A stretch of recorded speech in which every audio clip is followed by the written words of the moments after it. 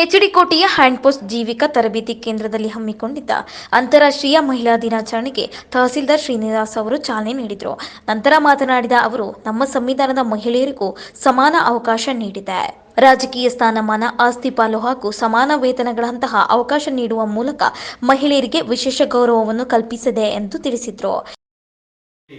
ಬಹಳ ಕಷ್ಟಪಟ್ಟಿದ್ದಾರೆ ಮಹಿಳೆಯರು.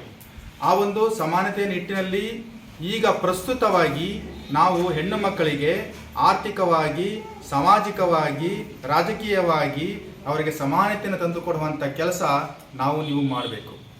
ಆ ಒಂದು ಕೆಲಸವನ್ನು ಈಗಾಗಲೇ ಮಾಡಿರ್ತಕ್ಕಂಥವರು ಡಾಕ್ಟರ್ B.R. ಅಂಬೇಡ್ಕರ್ ಅವರು. Doctor B.R. ಅಂಬೇಡ್ಕರ್ ಅವರು ಸಂವಿಧಾನದಲ್ಲಿ ಮಹಿಳೆಯರಿಗೆ ಮತದಾನದ ಹಕ್ಕನ್ನು ಕೊಟ್ಟಿದ್ದಾರೆ. ನಂತರ ರಾಜಕೀಯ ಸಕ್ರಿಯವಾಗಿ ಭಾಗವಹಿಸಲು ತೋರಿಸಿಕೊಟ್ಟಿದ್ದಾರೆ.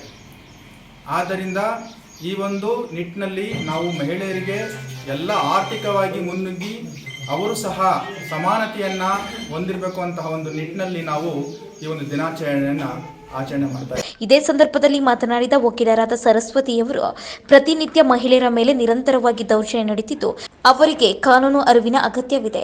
ನೊಂದ ಮಹಿಳೆಯರ ಪರವಾಗಿ ನಾವೆಲ್ಲರೂ ಧ್ವನಿಯಾಗಿ ಕೆಲಸ ಮಾಡಬೇಕಾಗಿದೆ ಎಂದರು. ಆಚರಣೆ ಮಾಡ್ತಾರೆ.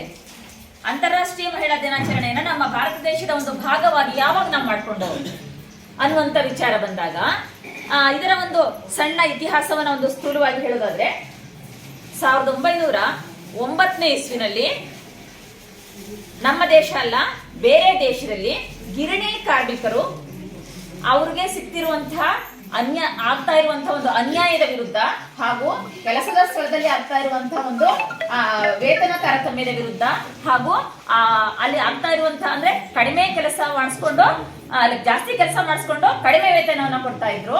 ಈ ಒಂದು ವಿಚಾರಕ್ಕೆ ಅವರು ಬೀದಿಗಿಳಿದು ಮೊಟ್ಟ ಮೊದಲ ಬಾರಿಗೆ ಹೋರಾಟವನ್ನು ಮಾಡಿರ್ತಾರೆ. ಅಂದ್ರೆ 1909ನೇ ಇಸ್ವಿ ಅಂದ್ರೆ ಲೆಕ್ಕ ಹಾಕೊಂಡಿದ್ರೆ ಶತಮಾನಗಳ ಹಿಂದೆ